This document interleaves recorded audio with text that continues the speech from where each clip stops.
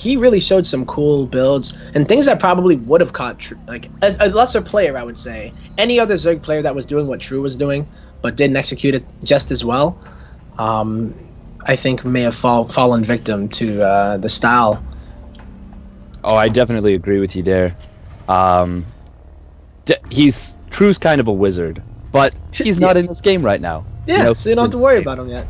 Spawning up in the top left position, the blue Terran player from Team Ascension Pro took a game off Neeb yesterday. Can he do it today? Give it up for Pokebunny. Oh. Nick Tabor. And in the bottom right-hand corner, it is our red Zerg player representing Root Gaming. Give it up for JimRising. Little JimRising. Oh, wow. We actually have JimRising sent his drone out very late to build that hatchery. That was at 19. Yeah. He forgot to send his drone. I wonder if maybe we're seeing some nerves out of JimRising right now. Oh, that would be unfortunate. So I guess we could always be like, well, maybe he wanted to get a little economic lead and make a few drones after, but definitely you want to get that hatchery up immediately to start that queen production, and then also get that pool and gas mining. Especially on a map like Frozen Temple, where that cliff face is so big, and dealing with Reapers is such a huge hassle. I'm actually a little bit surprised we're not seeing a 3 Racks Reaper opener from Pokebunny, especially as the first game in a series when maybe your opponent isn't that warmed up. Yep. You can really snowball very quickly and kind of take a big mental edge, but it is going to be a 1 Racks Reaper expand. We'll have to see if he follows it up with a reactor or if it's just going to be a Marine to follow things up. Yeah. No, you bring up a good point too as far as not shaking things up in the beginning, especially because that's how Pokebunny did it yesterday. Like, he just came out swinging crazy proxies, decided to really just put Neeb on edge. Unfortunately, Neeb was a little bit too solid, but he is going to be adding 2 more barracks. So this is actually, I thought was going to be the standard, reactor on the barracks, add another barracks, and then get the tech lab and factory. But Pokebunny's adding a 3rd barracks right now. Yeah, this could be one of those Holt-esque, you just only build barracks play. And on a map like Frozen Temple, where there's just kind of a straight shot right to the opponent's base. Wow, he's doing a lot of work with this Reaper, by the way. Really, only, I think, 1 kill, but damaging a lot of drones, forcing several Spore Crawlers. And just that micro and yeah, forcing his opponent to deal with that, and as a result, JimRising's Overlord is a little bit late. Oh, that it is. Like, little things like that, messing around with the macro here. He would love to be droning right now, as you can already see, 300 minerals. That's not because he's just floating there because he doesn't have larva, but he got supply blocked, and he can't take his 3rd base either because he doesn't have the map control as long as that Reaper is there and there's no speed. So yeah. And speaking of supply blocked, he almost lost that Overlord. And Pokebunny, he's going hunting. He might be able to get this. This is going to be pretty close. Oh, no. If Pokebunny had sent it to the top, I think he would have just barely tagged it and only needed about maybe 3 shots from those double Marines. Yeah, with 2 Marines, I think it would have been long gone. Mm-hmm. So JimRising here is getting a very early lair, by the way. So instead of opting to get that 3rd base, he gets us around here on the Reaper, denies his scouting, and Pokebunny's in the dark. So what do you think here? 2 base Muta against a very aggressive. I think that's what it's going to be. Even going Baneling Nest to be extra safe.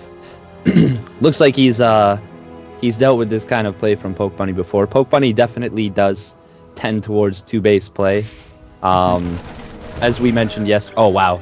And I think JimRising just got an eye on those Marines, and he's going to be, building 8 more Lings. I think he's going to be building a lot more units defensively right now.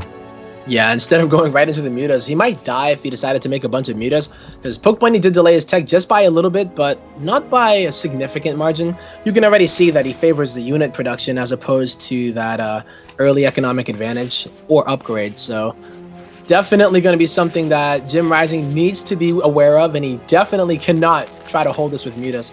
Because Mutas aren't really the best fighting units at all. The thing is, you still do need Mutas. Oh, wow, and look at that. Pokebunny could be adding even a 4th and 5th barracks.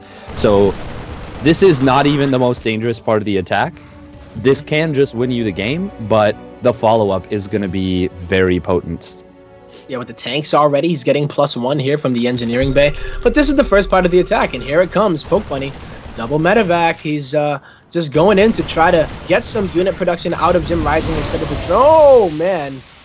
That was pretty good for JimRising to start things off. Yeah. Forces a liftoff, gets, I think, maybe 3 Marines there at the end.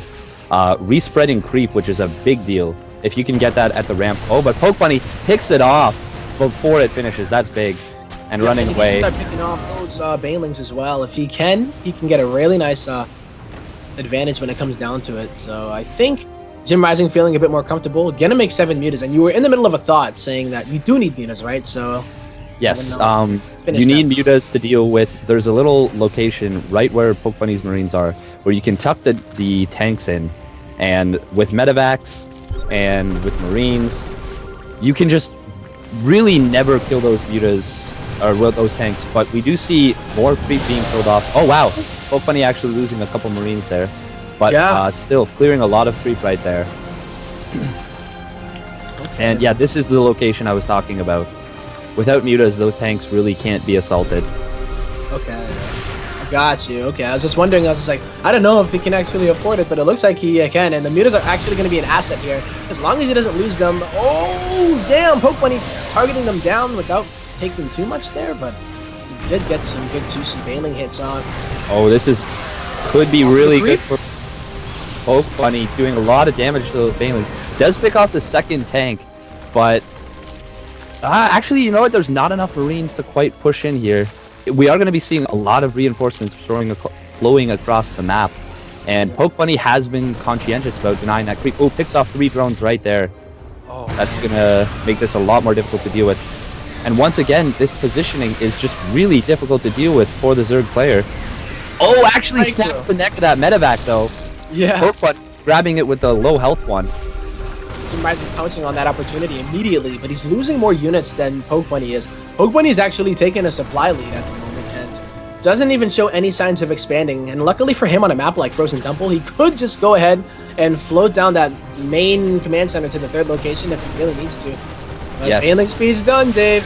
Oh, a bit of a sloppy exchange there. Pokebunny losing 6 or 7 Marines, which when you're doing this kind of attack is you need those. You need those to stay around. But still doing some nice pressure forward. Oh, big tank shot on that cluster of Marines, or Zerglings and Banelings. Yeah, they don't have any upgrades, and they will get one shot here. This Cat is not alive yet, where the Banelings do have a bit more HP. But then again, I think that Siege tanks do more damage in that patch too, so... Oh, yeah. Important to note is the Marines also have +1, so they're going to be shredding through Zerglings and Banelings. Oh, look at that. The target fire by Pokebunny taking out the Banelings now. And I don't think the Marines can dare really engage without the support of a ground force. Is it too much? Going to commit, and there's the GG. And Pokebunny just very suddenly, although it had been happening for